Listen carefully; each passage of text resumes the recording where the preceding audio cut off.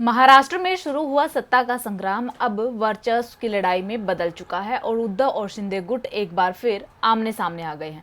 उद्धव का दावा है कि शिवसेना उनसे कोई नहीं छीन सकता है, लेकिन शिंदे लगातार शिवसेना की सेंधमारी में लगे हुए हैं, जिसके चलते उद्धव गुट में गुस्सा बढ़ता ही जा रहा है और उद्धव गुट शिंदे गुट पर हमलावर है और अब एक बार फिर पूर्व सीएम शिंदे गुट पर बरस पड़े हैं। क्या बोले उद्धव ठाकरे, देखिए ये रिपोर्ट।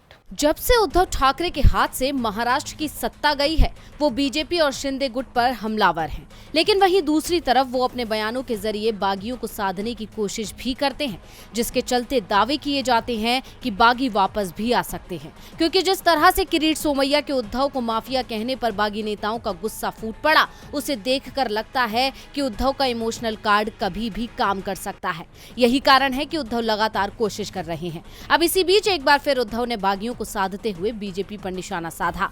उन्होंने कहा कि वो अभी भी बागी विधायकों को अपना मानते हैं। उद्धव ने कहा, बागी विधायक कहते हैं कि वो मातोश्री से प्यार करते हैं, वो उद्धव ठाकरे से प्यार करते हैं, वो आदित्य ठाकरे से प्यार करते हैं और इसके लिए मैं उन्हें धन्यवाद देना चाहता हूँ। दूसरी तरफ जाने के बाद भी आप हमें इतना प्यार करते हैं, मैं इसके लिए आभारी हूँ। लेकिन साथ ही उन्होंने नाराजगी जताते हुए कहा कि मुख्यमंत्री एकनाथ शिंदे के साथ बागी विधायकों को सूरत जाने के बजाय मुझसे बात करनी चाहिए थी। अगर उन्होंने ऐसा किया होता तो उन्हें देश भर में घूमने नहीं जाना पड़ता।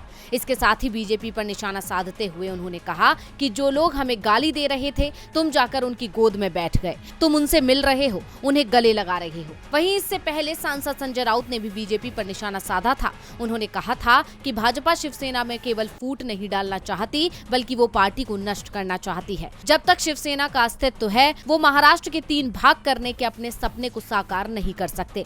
वो शिवसेना के रहते मुंबई को महाराष्ट्र से मुक्त नहीं कर सकते। यानी बागियों की तरफ से किरीट सोमैया के विरोध ने उद्धव ठाकरे को एक उम्मीद की किरण दी है और उन्होंने एक बार फिर इमोशनल कार्ड खेलने की कोशिश की है। ऐसे में देखना होगा कि उद्धव की ये कोशिश कब रंग लाती है। डीवी लाइव की रिपोर्ट।